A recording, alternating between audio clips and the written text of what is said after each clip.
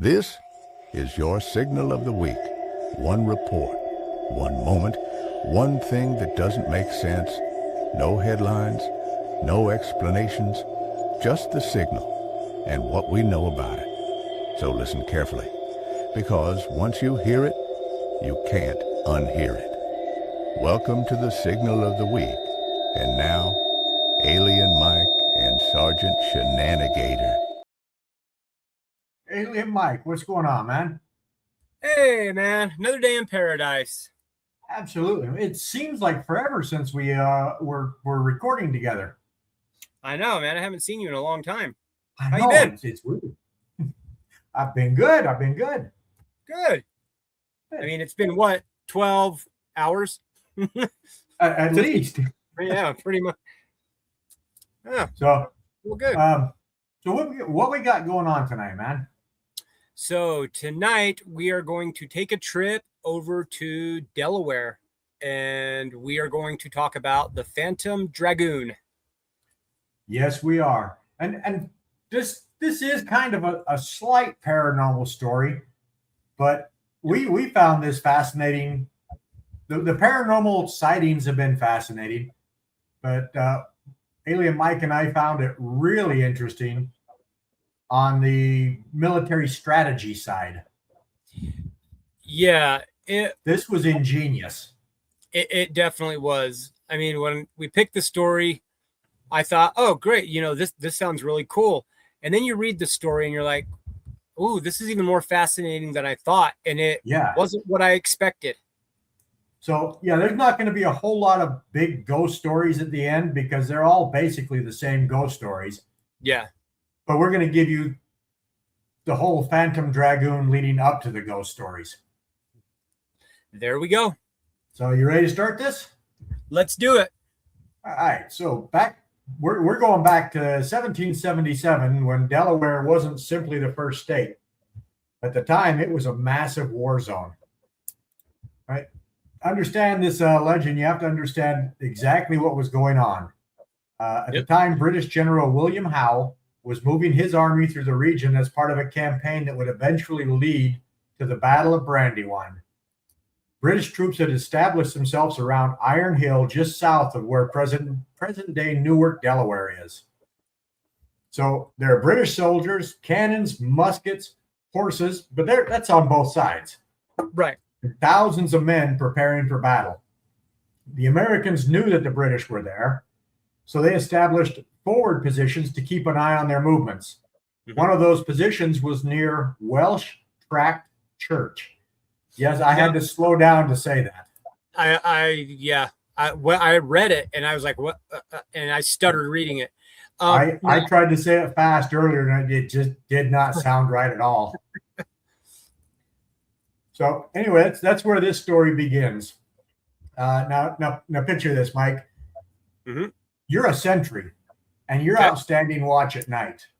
This is 1777, so the equipment you and I know, lights, they don't exist. So if there's no lights, there's probably no night vision devices. There's no radios. Nope. You're just standing in the countryside in almost complete darkness, staring at the forest. And then all of a sudden, what was that? And holding a musket and looking around. Holding a musket, yep. Then all of a sudden you hear hoofbeats. So picture that. You got hoofbeats coming closer and closer to you. Now, what kind of hoofbeats is it? Is it the Monty Python with the coconut shells? I knew where you were going with that, and those hoofbeats started playing in my mind immediately. Yeah. But no, these were actually horse hoofbeats, real horses. Not coconuts. Well, I mean, we don't know. They may have been, using coconuts to shoe their horses, so that would make the sound. Yeah, there we go. That works. We'll go with that. But anyway, they're getting closer and closer until suddenly a horse comes charging out of the darkness. I mean, that would be scary enough if you're standing sentry during a war. Oh, yeah. But what scares the hell out of you at this point as the sentry is the figure is completely dressed, is completely white. Yep. And according to the accounts, the horse and rider thunder past this sentry, who's you at this moment, coming within 10 feet of him before disappearing again into the night. When he's finally relieved from his duties, he tells his commander what happened and finishes with, "I'm not going back out there." Nope. Which, So, I mean, it was probably, yes, it was a different time back then, but I know if you told your CO that, yeah, I'm not doing fire watch again there, you'll just get laughed at now.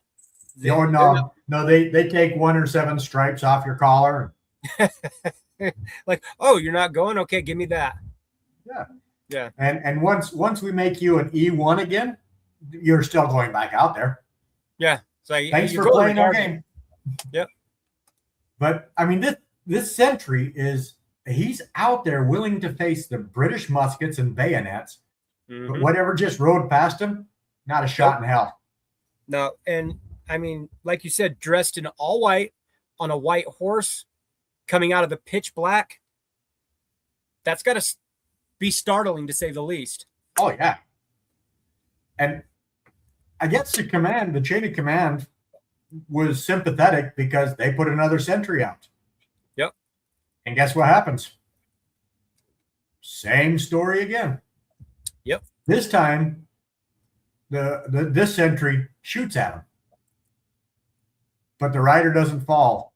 And as he's riding away into the forest, this sentry hears laughter. Yep. All right. So now this starts going on almost daily, and they are taking shots as the rider comes through. But it's kind of hard to be prepared for a horse coming out of the woods at full gallop. Oh, yeah. And nowhere to shoot. I mean, and I don't know if you've ever shot a musket or any black powder rifle. I have. They're not exactly the easiest things to shoot. Nope, not at all. So, I mean, I can understand why they're not hitting him. I'm sure for those guys it was a little bit easier than it is for us because they've already been doing it over and over. It starts to become muscle memory. Right. But still, it's in today's version of this, it might be an M1 coming out of the forest, ripping down trees at 60 miles an hour. Mm-hmm. You know, so that's kind of equivalent to what's going on right now. Right. So, and this just continues happening day after day after day. And they finally found a corporal who basically, he's hearing all the stories and he's picked for sentry duty this day. Nope. I was wrong. He volunteered for sentry duty. He volunteered. I was just about to say that. Yep. So he volunteers for sentry duty. He goes out, he takes a position, checks his musket, makes sure everything is ready to go. And then instead of standing exposed in the moonlight, he moves into the shadows and rests his weapon along a fence and waits. And eventually he hears the hoofbeats. So. Oh, hold on. There you go. Yeah. So he hears the hoofbeats, he feels a chill, and all of a sudden the pale horse and the pale rider come out of the forest straight toward him. But this corporal doesn't run. He waits. The rider gets closer and closer and closer, and all of a sudden the corporal takes aim and fires. This time the rider falls off the horse. Yep. So the corporal climbs over the fence, approaches a white figure laying on the road. That's when the entire mystery changes. It's not a ghost. It's a British soldier.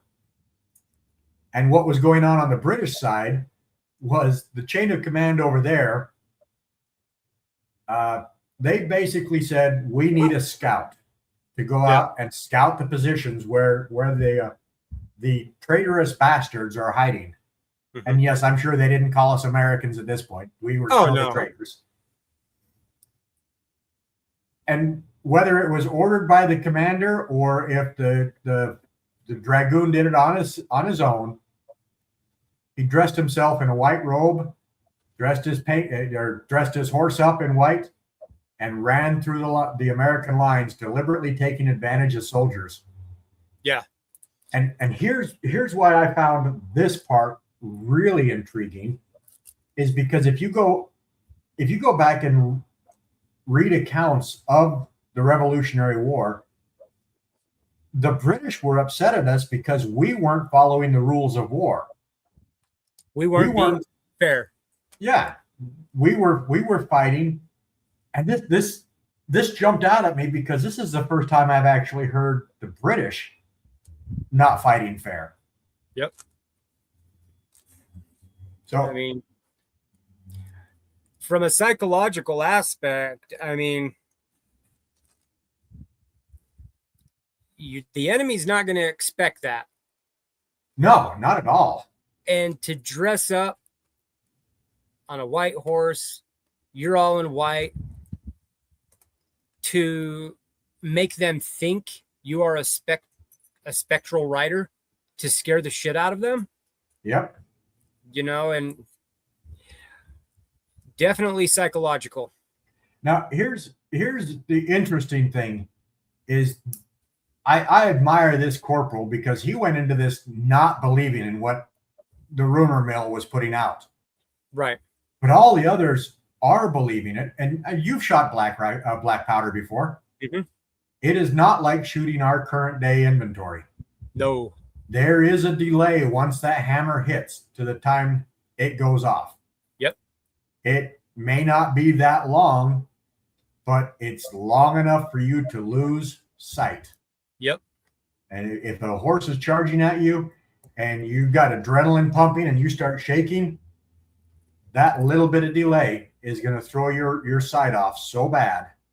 Yeah. And see, that's what I was thinking earlier. You know, I thought you've got all these people that are shooting and they're missing, but yeah, one corporal comes in and he hits them. So even with all their practice, they've got to be pretty lousy shots. But then I thought, well, like you just said, there is a delay. So when your nerves are going, that half a second delay can put you a couple of yards off easy. Oh, yeah. I actually went and started watching some muskets being fired on YouTube. Mm-hmm. And yeah, you and I watching it on YouTube, it's click, bang. Yeah. It's not that big of a delay. But that click, bang, when you're trying to stay sighted in on a full charging horse, is, yeah. And you've convinced yourself this is supernatural. You know, these guys are ready to go to battle against the British, but they're not ready to go to battle against whatever was riding through these woods. No. I mean, it had to have been scary enough that how many of them said, I absolutely am not going back out there. Do what you want. I don't care, but I'm not going back. Yep. Yeah. So it was militarily, I got to admire General Howe. Yeah. If he didn't do it, I got to admire the troop that went out. Mm-hmm. You know, back then that was not, I mean, the way you did war back then is we line up our troops, you line up our troops, we shoot at each other. Halfway through the battle, we stop, we collect the wounded and dead, then we try it again. Yeah. And us good Americans, as usual, we're like, no, we're going to bring chaos into the equation. Yeah. I think that's what this general or this troop did, is he brought chaos in. Oh, yeah. I've always looked at those battles and went, man, to stand up in a long line, you know, however wide, however deep, on both sides, and just look at each other and go, ready, fire. Yeah. But I mean, we did that years later during the Civil War. Yeah. Where we still had some guerrilla tactics, but for the most part, it was your troops are on that hill, our troops are on this hill, you know, and at the first light, we wins. shall fire at each other. Yep. And then, you know, at that time, there was an audience. There was people lining the battlefield to watch. Mm-hmm. Can you imagine Afghanistan, Iraq, and the citizens are watching the battle going on? Waving little flags.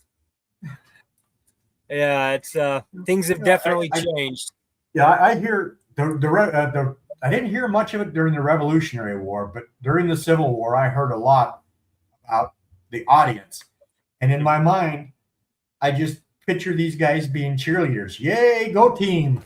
Yeah, pretty much. Rah, rebels.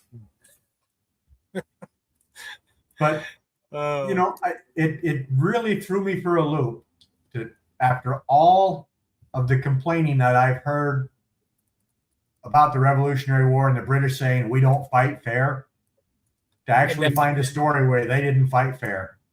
Yep. It's funny. I mean, but the story itself, like I said, going into it initially, I thought, ooh, another ghost story. That's fascinating. And went, wait a minute. Okay, I was a little bit wrong on it, but there were so many things that were even better than reading a ghost story. Oh yeah.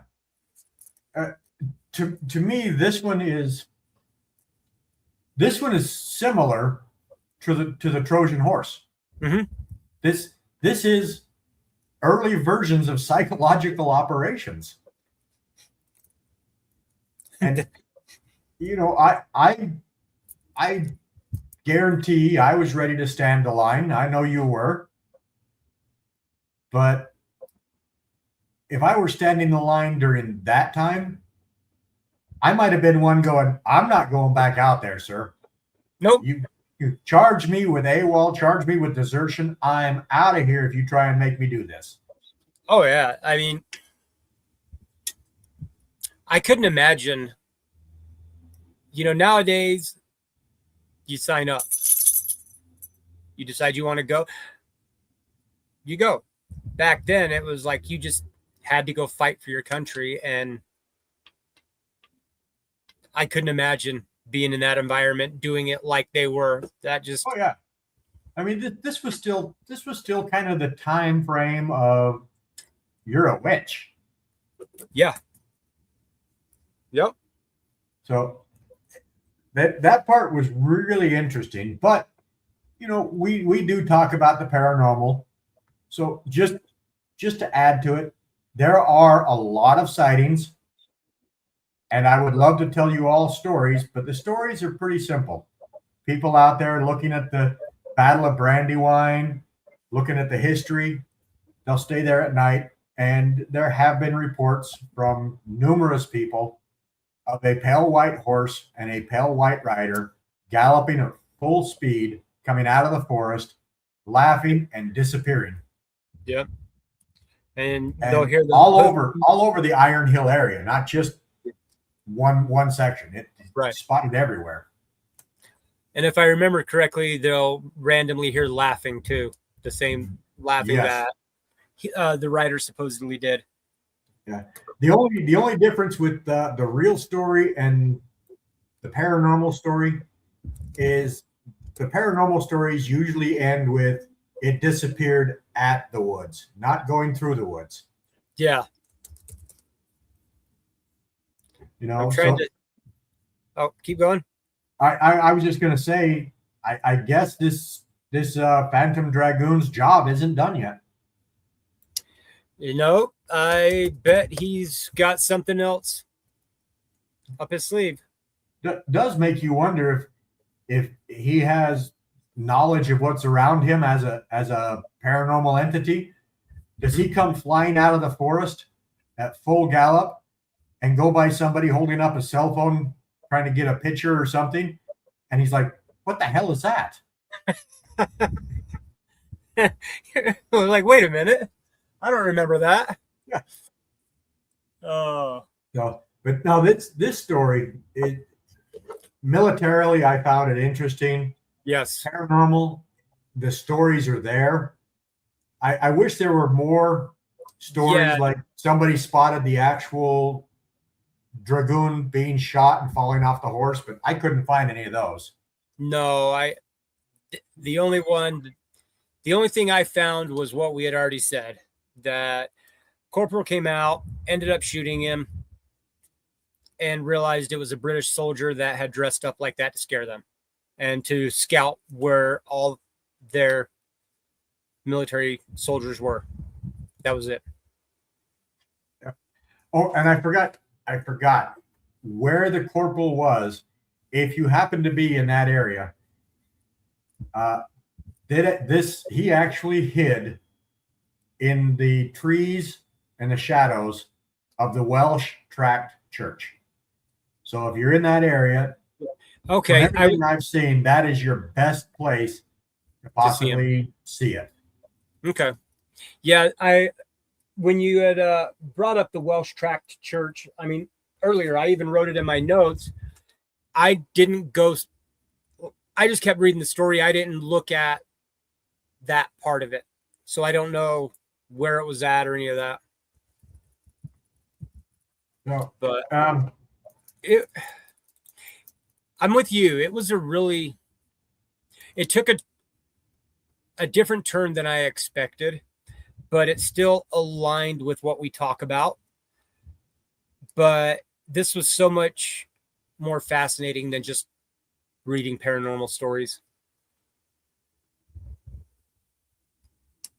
Sorry about that. No problem. Now, the one thing I did forget to mention is at the time, this wasn't just a battle. This is one of the largest battles of the American Revolution up to this point. And on I did not know that. That is weird.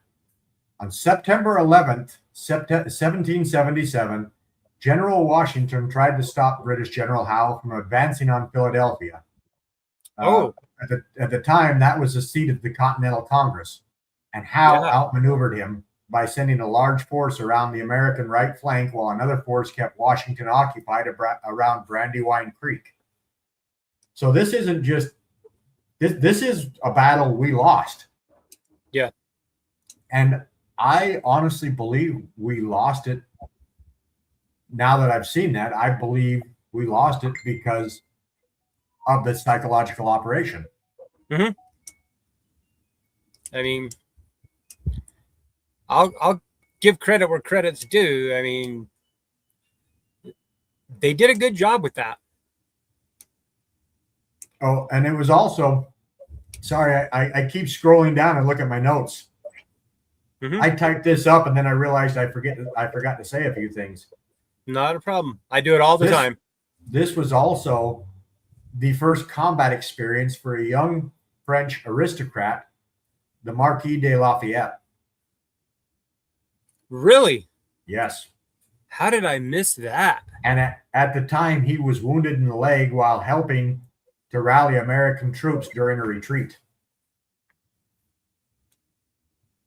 So this wasn't just like 20 guys and 20 guys. This was huge. And that's why this was a complete war zone and not just, when I think of the American Revolution, I think of, hundreds of troops fighting each other, but not on a scale like this. Right. There was another thing that I was going to mention. I can't believe I didn't think of this. Now, I don't know how to say the word properly. Cuirass. Cuirass? Cuirass. Like, let me read this part. It says he wore a cuirass of steel, but that did not protect his brain from the corporal's bullet. So I don't know if that. Let me. It's probably the chest plate, like he's wearing body armor. I've never heard that word. Armor. Yeah. Cuirass. I don't know how to say it. A piece of armor consisting of breastplate and backplate fastened together. So, all right, the metal like armor. Now I'm even more curious. So I didn't see that part. Yeah. Was he hit? Well, from what I saw in this one article, I'll read it from this article. The daring fellow, relying on the superstitious fears of the rustics in his front, had made a nightly ride as a ghost in order to keep the American outposts from advancing, and also to guess from elevated points at the strength and disposition, of their troops. He wore a cuirass of steel, but that did not protect his brain from the corporal's bullet. So from what I've seen, he got shot in the head. So then that corporal, see, now I think that he probably was hit, but maybe just glancing off the armor. Probably. And this corporal's like, nope, I don't believe in this ghost BS. And shot him in the head. And shot him in the head just to make sure. Yeah. And one other thing that's really interesting about this whole battle is General Washington himself was in the area. Mm-hmm. So I mean, I always picked. I know Washington was. I don't want to say he was a front leading commander, mm-hmm. but he was there. Right. So it's interesting that had this could have very, very well been the end of the Revolutionary War, and we'd all be paying back taxes at that point. Yeah. So next time I hear anybody say, well, back in the Revolutionary War, the Americans didn't fight fair, I'm definitely bringing this story up. Gonna say, well, they didn't either. Yeah. It was a fun story. Yeah, it was. The more that I read about the American Revolution, the more interested in it I become. I've always been. I don't know why, because I'm married to a Civil War buff, and my father's Civil War buff. Yeah, but the American Revolution always fascinated me more. Yeah, I'd always been interested in different battles and stuff, but the American Revolution, how they did everything, was what I liked reading about. It was just fascinating. Oh yeah, I think when we're going to take a trip down, hopefully real soon. We're going to take a trip up to see the kids, and then we're going to take a trip down south to see the kids. And I hope that my wife and I get a chance to appease both of our curiosities, where she gets to see Civil War stuff and I get to see Revolutionary War stuff. Yeah. And where our southern kids are is really close to Washington's home. Yeah. It's funny you mentioned that, because my parents have been talking about doing another family vacation in the next couple of years, but going to Washington, D.C. next and doing everything around that area. Oh, I highly encourage that. I've never been. I'm not an emotional, sentimental guy. I can get emotional here and there. Mm-hmm. But standing and reading the actual Constitution, real thing, or the Declaration of Independence, that choked me up a little bit. Oh, I can imagine it. I'm sure it would me too. Yeah, it's just the history of the area and what they've got on display. Or walking the war memorials, the World War I, World War II, Vietnam, Korea. I think they've got the Desert Shield, Desert Storm up, or maybe the Gulf War, Ontario. They're working on a few. Yeah. But just to go through and see that, and to experience, I mean, granted, at the time, it was Philadelphia that was the Continental Congress capital. Mm-hmm. But it wasn't shortly afterward that it moved to DC. Right.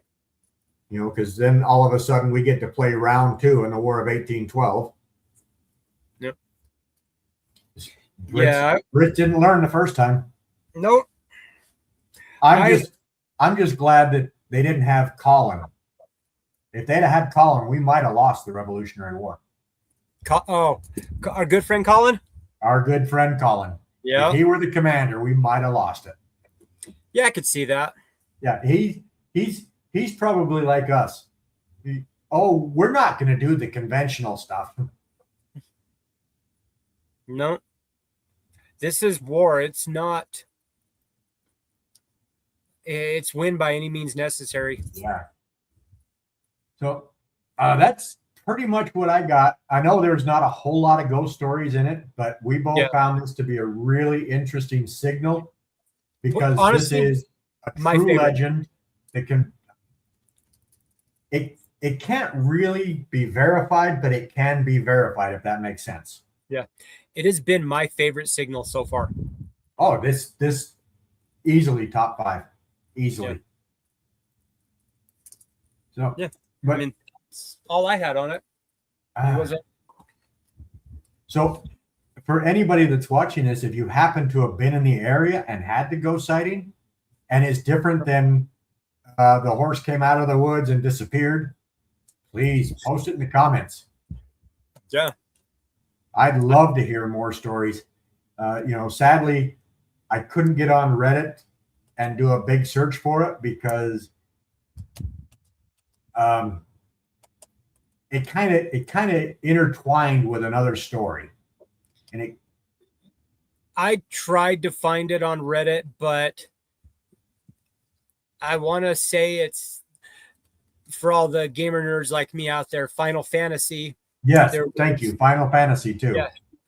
Yeah, Final Fantasy, and then I believe there was just a game called The Legend of the Phantom Dragoon or something like that.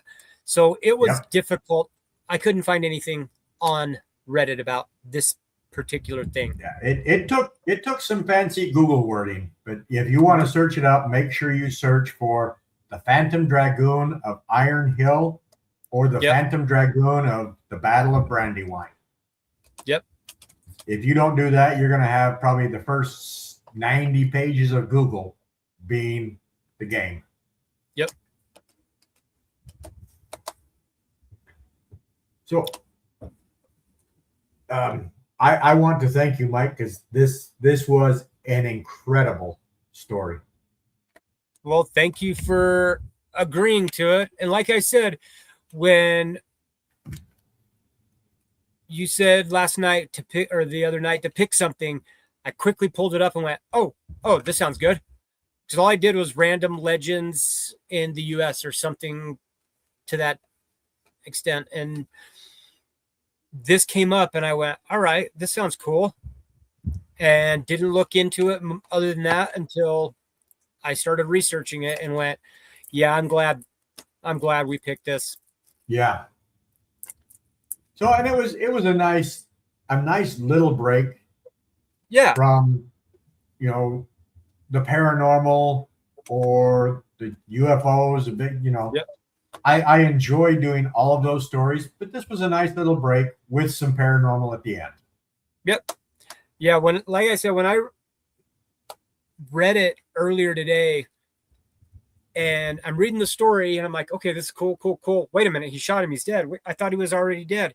And I realized how it switched. I thought, okay. And then I started thinking about the military aspect, why he was doing what he did and all that. And I thought, oh, well, at least there is some paranormal still added in, but not the whole thing paranormal, Yeah. So, but that is the legend of the Phantom Dragoon. Yep. I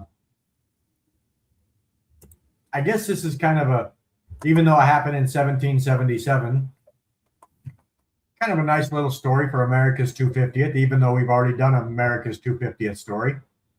Yeah. It's still the 250th year, Yep. So it works. That was the condensed version. You guys, if you search for it and start reading the whole thing, it is really interesting. Yeah. So Highly Go from the Phantom Dragoon to the Battle of Brandywine. Mhm. So, I think with that, what do we got coming up next? I think we got a Legends on Wednesday. Yeah. Oh, yes. And at least I'm not going to say hanging again. The Legend of Hugging Molly. Where's that at? Alabama. Oh, sweet. Yep. Hey, I really hate to say this, but that actually ties into our next live too. In a weird sort of Sergeant Shenanigator demented way. Let's hear it. Well, our next live is next on the 28th, next Friday. Yep. And we are doing Utah UFOs. Correct. And some of that focus is going to be on the Skinwalker Ranch. Correct. It may not all be under the Secrets of Skinwalker Ranch TV show that's going on. We may bring it back to the time that Bigelow owned it. Bob Bigelow was in charge down there. And it goes back even further than that into the 90s, the 80s. They've always had UFO experiences out there. But here's where it kind of ties in. We're also going to be talking about Dr. Travis Taylor because the following live is going to be Phenomicon, and Dr. Travis Taylor is from Alabama. Okay.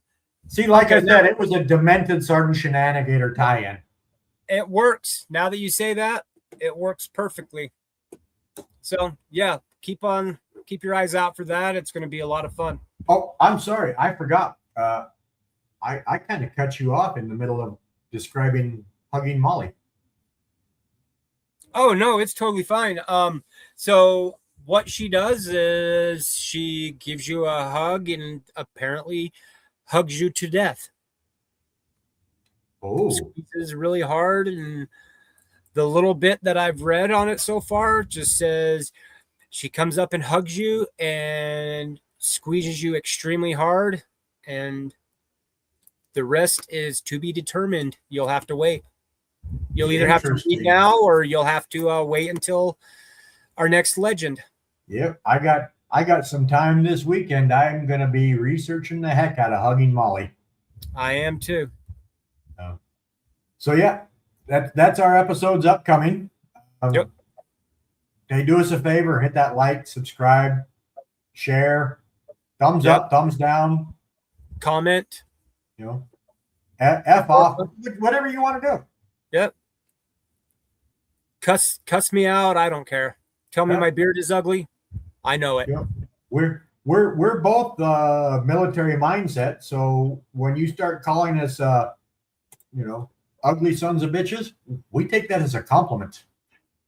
You're like, thank you. You just noticed? That's right.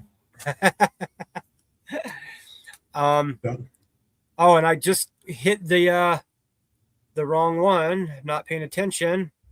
I'll have to go back to it. And oh yeah, Colin at the Horrific Podcast. Check him out. All things horror related, movies, etc. That's where it's at. Without him, we wouldn't have been here. We wouldn't have pulled the. And if you get a chance, check out Colin's books. Yes, I forgot about that. Volume 5 is coming out. Yep. I've got to hurry and catch up. I don't have volume 4 or 5 yet. I don't think I haven't read any of them that I think that I can think of. Excuse me. I've got one that is still near and dear to my heart, and it's volume 1, autographed by the man himself. Oh, there you go. I won't say what it's in there because if we ever become a company, that might get me sent to HR. No, I'm kidding. It was a really nice inscription to us. Yeah. Yeah. And somebody else, Carl and Mike. Yep. Skogan Outdoors Podcast. Have you guys decided on what the upcoming episode is going to be? So we already talked about it. We're putting everything together right now. We're just trying to figure out a time to record. But this episode is on all things fire in the outdoors, different methods for creating fire, why you want fire, any of the negativities that go along with it, all the positives. I'm definitely interested. Yeah. So keep a lookout. Steve, I'm sure you'll be the first one to know. Oh, I will. So, but that's upcoming. All right. Well, yeah. So give some love to Carl and Alien Mike over there on Skogan Outdoor Podcast. You can catch them on Apple Podcasts, Spotify, Bean Pod. Podbean. I just became Yoda. Bean Pod. Yeah. Ooh, Bean Pod. You are. Yep. So I'll tell you why my brain's not really working properly right now. I go to work with a cup of coffee and 2 bottles of water. Yep. Except like a dummy, I left my 2 bottles of water at home today. Uh-oh. Yeah, so I did what any normal person would do that needs water to stay hydrated through the day. I went and bought 2 Black Rifle coffees. Oh, no. Yeah. So you feel great, but then your brain's going. Yeah. Right now, I'm a coffee lover. Oh, yeah. Right now, I'm holding my hands because they want to move so bad. Yep. And I don't think this makes a good podcast. No, I do enough of that on my own. I don't need to do it here. So yeah, that's why during the story, it seemed like I may have been going 100 miles an hour and then had to slow down for Welch Tract Church. Yep. I know that feeling all too well. But a big shout out to Black Rifle Coffee for helping me get through the day. Yeah. It's a damn good coffee company. I'll say that. Hey, and you're right there at headquarters. Yep. So I've actually been in their main office and got an espresso. Yeah, I can't. I'm going to stick with the mixed drinks with the the cappuccinos and the mochas because that espresso was like drinking Cuban coffee. Yep. Excellent, but I could walk to work carrying my car. Oh yeah. They have one in Heber and Layton. Yep. And if I remember correctly, it is veteran owned, isn't it? It is. Yeah, it was actually founded by a veteran from Utah. Yep. And for anybody that knows Article 15 clothing or a man by the name of Matt Best, he ended up partnering up with this guy and they've turned Black Rifle Coffee into what it is. Yep. Yeah, it's I've got some upstairs, but unfortunately in the summer, I don't drink much hot coffee, because I overheat way too easy. So I can't. Yeah. I've got to have my coffee. Without my coffee, I don't do things like days or work or being awake. Being alive. There you go. Without coffee, there's got to be a doctor holding a mirror under my nose just to make sure. Just like they did back in the old days to make sure somebody was alive or dead. Hold a mirror up and see if it fogs. That's right. Yeah. So I think we pretty much got everything. I believe so. So you got anything else? That's all I got. We'll see you guys on the Midnight Legends on Wednesday and the live on Friday. Until then, stay spooky. And keep watching the skies. We'll see you guys. See ya.